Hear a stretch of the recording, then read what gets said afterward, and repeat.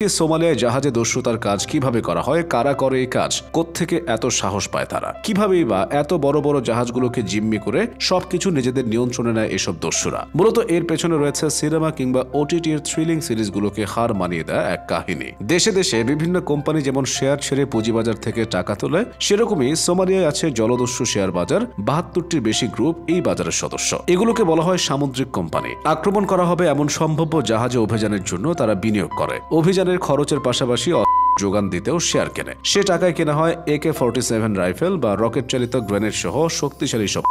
বিনিয়োগ পাওয়া গেলে দস্যুরা দুটি দলে ভাগ হয়। একদল জাহাজ খুঁজতে নৌকা বা ট্রলার নিয়ে সাগরে নেমে যায়। কোনো জাহাজের দেখা পেলে অন্ধকারের চেষ্টা করে সেটির কাছাকাছি যাওয়ার।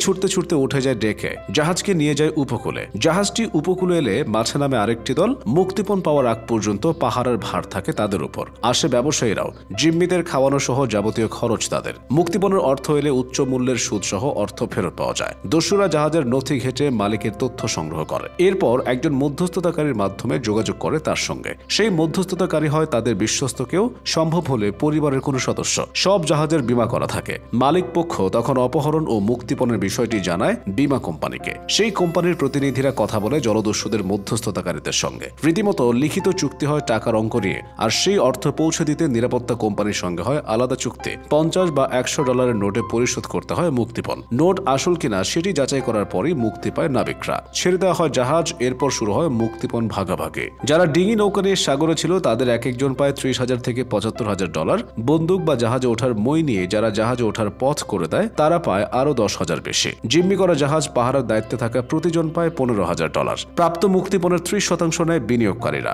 মধ্যস্থতাকারীরাও পায় কমিশন। দস্যুরা আবার রবিনহুডের মতো মুক্তিপণের টাকা থেকে ভাগ দেওয়া হয় স্কুল ও হাসপাতালে। এরপর বাকি টাকা ভাগাভাগি করে নেয় নিজেরা। জলদস্যু মানে জলের ডাকাত। ডাকাতকে ভয় পায় মানুষ, ঘৃণা করে। কিন্তু সোমালিয়ায় জলদস্যুদের রীতিমতো জামায় আপ্যায়ন করা হয়। তারা যেন সাগরে নেমে ছিনতাই করতে পারে, সেজন্য টাকা পয়সা শস্ত্র সবই দেয় সাধারণ মানুষ। কারণ সাহায্য করলে ডাকাতির টাকা থেকে ভাগ পান তারাও। সোমালিয়ার জলদস্যুরা খরচ করে দুই হাতে। মুক্তিপণ থেকে পাওয়া $10 লাখ বা বাংলাদেশি মুদ্রায় 11 কোটি টাকাও উড়িয়ে দেয় নিমেষে। এই অর্থের বড় একটা অংশ খরচ হয় পার্টি করে আর নারীদের পেছনে। কেউ কেউ বড় বড় বাড়ি বানায়। গাড়ির নেশাও প্রবল। পছন্দের গাড়ি টয়োটা ল্যান্ড ক্রুজার। গাড়ি নষ্ট হলে মেরামত করে না আর। এতে যে তাদের প্রেস্টিজ নষ্ট হবে, এমনকি উইন্ডশিল্ডে ছোট্ট ফাটল বা গাড়িতে সামান্য দাগ লাগলেও একই গাড়ি আবার কেনে এসব দস্যুরা। আবার নতুন মডেল বাজারে এলেও একই গাড়ি কেনা হয় আবার। এক একটি জাহাজ থেকে মুক্তিপণ আদায় করতে সময় লাগে কয়েক মাস থেকে শুরু করে বছর পর্যন্ত। কারণ মুক্তিপণের অর্থ নিয়ে চলে বহুদিন দরবার। সহজে দস্যু বা অপহরণকারীদের দাবি মেনে নিলে তারা পরে আরো বেশি অর্থ দাবি করে। অর্থের জন্য দস্যুরা বন্দীদের প্রচন্ড মানসিক চাপে রাখে, কিন্তু কখনো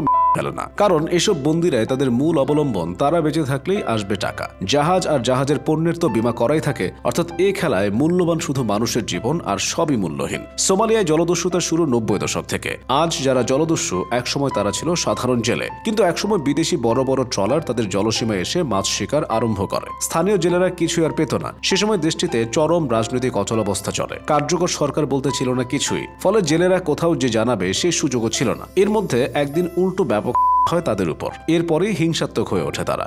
করে ভিনদেশি ট্রলারগুলোকে নিজেরা মিলে গড়ে তোলে National Volunteer Coastguard of Somalia এবং সোমালি মেরিনস নামের সংগঠন। নাম দুটো এখনো ব্যবহার করছে জলদস্যুরা। শুরুটা হয় মাছ ধরার ট্রলার ও জাহাজ জিম্মি করার মধ্য দিয়ে। কিছুদিন পর বিদেশি ট্রলার ও জাহাজগুলো নিজেরাই তাদের চাঁদা দিয়ে মাছ ধরতে থাকে। কিন্তু ততদিনে মজা পেয়ে যায় জেলে থেকে দস্যুতে পরিণত হওয়া সোমালিয়ারা। বেড়ে যায় লোভ। ধীরে ধীরে আন্তর্জাতিক বাণিজ্য জাহাজে চোখ পড়ে তাদের। সোমালিয়ার উপকূল সংলগ্ন সমুদ্র পথ বিশ্ব বাণিজ্যের অন্যতম গুরুত্বপূর্ণ একটি রুট। বিশ্ব বাণিজ্যের বড় একটা অংশের পণ্য স্থানান্তর হয় এই জলপথে। আকারে বড় বড় জাহাজ শিকার করা আসলে খুব যে কঠিন এমনটি নয়, কারণ আন্তর্জাতিক আইনে বাণিজ্যিক জাহাজে রাখা নিষেধ। জাহাজে সশস্ত্র নিরাপত্তা ব্যবস্থা থাকে বটে, তবে এর চেয়ে জলদস্যুদের বহর অনেক অনেক বেশি শক্তিশালী। 2011 সালে 212টি জাহাজে পর জলদস্যুদের দমনে শুরু হয় আঞ্চলিক ও আন্তর্জাতিক তৎপরতা। এতে জলদস্যুদের দৌরাত্ম্য কমে আসে। কিন্তু ইয়েমেনে হুতিদের বিরুদ্ধে অভিযানের কারণে বর্তমানে এই উপকূলে নজর কম। ফের শুরু হয়েছে উৎপাত।